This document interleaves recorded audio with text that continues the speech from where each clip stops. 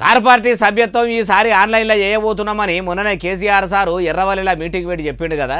అయితే ఆన్లైన్లో సభ్యత్వం ఎట్లా చేయబోతున్నారు, కార్యకర్తలకు కారట్లు ఏమన్నా ఇవ్వబోతున్నారా అనేదంతా కూడా కేటీఆర్ సారు మీటింగ్ పెట్టి బీఆర్ఎస్ బిడ్డలకు చెప్పుకొస్తున్నాడు. మాజీ మంత్రి గారు మాటలనే ఈనుండ్రి. అయ్యా కల్వకుంట్ల తారక రామారావు అలియస్ కేటీఆర్ సారు ఇక సురువు చేయండ్రి మీ ముచ్చట. ఈసారి మనం మొత్తం సభ్యత్వ నమోదు కార్యక్రమం మొత్తం కూడా డిజిటల్ పద్ధతిలో చేయబోతా ఉన్నాం. మొత్తం డిజిటల్ పద్ధతిలో చేయబోతా ఉన్నామంటే ఫోన్లో ఒక యాప్ ఉంటుంది, మెంబర్షిప్ యాప్. అందులో మీరు ఇక బుక్కులు తీసుకుపోవడు, కాగితాలు దింపుడు, రాసుకొచ్చుడు అదంతా లేదు.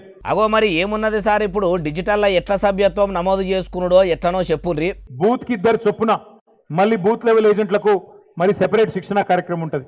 ఎట్లా మనం ఆ యాప్ను వాడాలి, ఎట్లా డౌన్లోడ్ చేయాలి, అందులో ఏమేమి ఇన్ఫర్మేషన్ మనం ఎక్కించుకోవాలి, ఎట్లా మనం అల్టిమేట్గా ఆ ఇన్ఫర్మేషన్ పార్టీ ఆఫీస్కి పంపాలి. మీరు చెప్పినట్టు కార్యకర్తల వివరాలు మొత్తం ఆన్లైన్లకు ఎక్కించినాక వాళ్ళకేమన్నా పార్టీ గుర్తింపు కార్డులు ఇస్తురా, ఆ ముచ్చట కూడా చెప్పుర్రి. తర్వాత ఈ రకంగా మీ అందరికీ ఒక చక్కటి కార్డు కూడా, మెంబర్షిప్ కార్డు కూడా ప్రతి ఒక్కరికి ఇవ్వడం జరుగుతుంది.